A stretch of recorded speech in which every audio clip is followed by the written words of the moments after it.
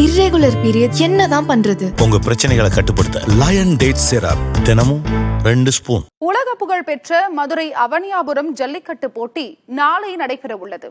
இதை ஒட்டி 2000 காவலர்கள் பாதுகாப்பு பணியில் ஈடுபட உள்ளனர். ஜல்லிக்கட்டில் போலியான டோக்கன்களை பயன்படுத்தி நுழைய முற்படுவோர் மீது கடுமையான சட்ட நடவடிக்கை மேற்கொள்ளப்படும் என்று மாநகர காவல்துறை எச்சரித்துள்ளது.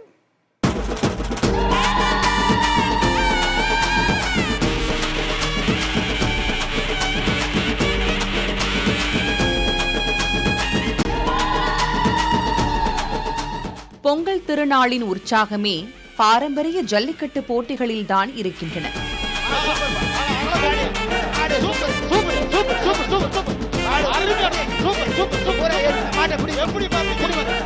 ஊர் கூடி பொங்கல் வைத்த பின் ஜல்லிக்கட்டு போட்டிகளை காண மக்கள் ஆர்வம் காட்டுவது வழக்கம்.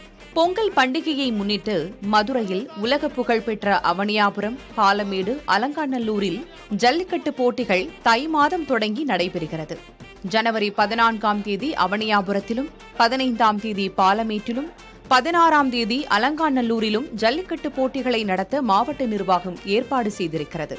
அவனியாபுரம் ஜல்லிக்கட்டு போட்டி நடத்துவதற்காக மதுரை மாநகராட்சி சார்பாக 54,26,000 ரூபாய்க்கு ஒப்பந்தம் கோரப்பட்டு பணிகள் விறுவிறுப்பாக நடைபெற்று வருகின்றன.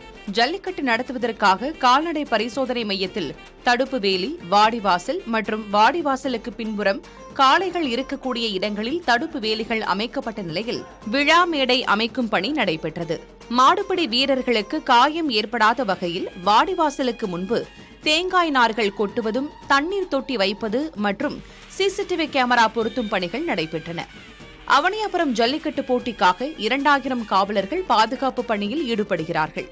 அவனியாபுரம், பாலமேடு, அலங்காநல்லூர் ஜல்லிக்கட்டு போட்டிகளில் 1100 காளைகளும் 900 மாடுபிடி வீரர்களும் களம் இறங்குவார்கள் என மாவட்ட நிர்வாகம் அறிவித்திருக்கிறது.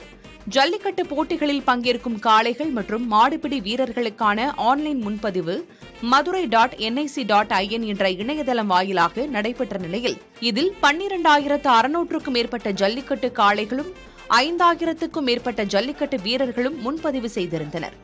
இவர்களுக்கான டோக்கன் விநியோகம் நடைபெற்றது. மாவட்டத்தில் நடைபெறும் 3 ஜல்லிக்கட்டு போட்டிகளில் ஒவ்வொரு ஜல்லிக்கட்டு போட்டியிலும் 1100 ஜல்லிக்கட்டு காளைகளும் 900 வீரர்களும் களம் இறங்குவார்கள் என மாவட்ட நிர்வாகம் தெரிவித்திருக்கிறது. போலியான டோக்கன்களை பயன்படுத்தி நுழைய முற்படுவோர் மீது கடும் சட்ட நடவடிக்கை எடுக்கப்படும் என்று எச்சரிக்கப்பட்டுள்ளது. காளையுடன் வரக்கூடிய 2 நபர்களும் மது அருந்தி இருக்கக்கூடாது என்றும், மது அருந்தி வருவோர் எந்த காரணம் கொண்டும் ஜல்லிக்கட்டு நடைபெறும் இடத்திற்கு அனுமதிக்கப்பட மாட்டார்கள் என்றும் தெரிவிக்கப்பட்டுள்ளது. கடந்த முறை அவனியாபுரம் ஜல்லிக்கட்டில் மருத்துவ பரிசோதனை செய்யும் இடத்தில் மாடு முட்டி காயம் ஏற்பட்டதை அடுத்து அங்கு இந்த முறை உடனடியாக சிகிச்சை வழங்கும் விதமாக ஒரு மருத்துவ குழு அமைக்கப்பட உள்ளது. 3 ஜல்லிக்கட்டு போட்டிகளிலும் இம்முறை 14 ஆம்புலன்ஸ்களும் 3 கால்நடை ஆம்புலன்ஸ்களும் இருக்கும். தேவைக்கேற்ப அவை பயன்படுத்த நடவடிக்கை எடுக்கப்படும் என்று மாவட்ட ஆட்சியர் சங்கீதா தெரிவித்திருக்கிறார். இர்ரெகுலர் பீரியட் என்னதான் பண்றது? உங்க பிரச்சனைகளை கட்டுப்படுத்த லயன் டேட் சிரப் தினமும் 2 ஸ்பூன்.